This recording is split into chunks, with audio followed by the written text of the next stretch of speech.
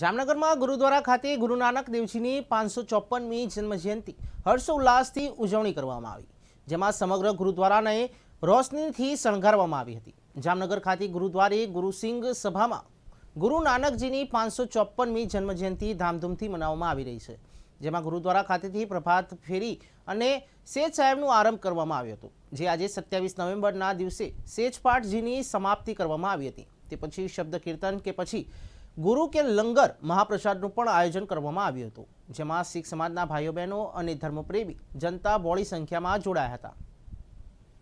હું हरपाल सिंह, प्रेसिडेंट गुरुद्वारा जामनगर। वाहिगुरु जी का खालसा, वाहिगुरु जी की फतेह। आज આપણે બધા 554મી ગુરુ નાનકની જન્મ જયંતિ મનાવી રહ્યા છીએ। એ ઉપલક્ષ અમારા ગુરુદ્વારામાં 40 દિવસ સુધી નિત્યનેમનો કાર્યક્રમ ચાલ્યો, એના પછી પ્રભાત ફેરી ચાલી અને ખૂબ સારી રીતના ઉજવણી કરી।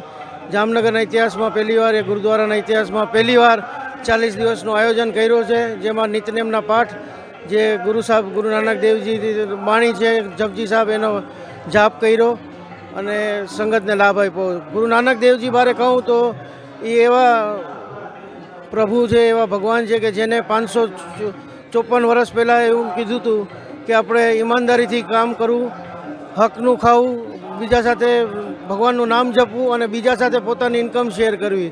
અને આ લંગરની પ્રથા જે તમે આખા વિશ્વમાં જોવો છો ગુરુદ્વારામાં, એ પણ એમને જ શરૂ કરવામાં આવી હતી। અને એમના સંદેશ આજની પરિસ્થિતિમાં પણ એવો સંદેશ ખૂબ જ યોગ્ય લાગે છે કે આપણે બધાએ મહેનતની કમાઈ ખાવી જોઈએ, કોઈનો હક મારવો ન જોઈએ અને એને ભગવાનનું નામ જપી અને એને આપણે ડિસ્ટ્રીબ્યુટ કરવું જોઈએ ગરીબોમાં। તો આપ સૌને ખૂબ ખૂબ અભિનંદન ગુરુ નાનક જયંતિના।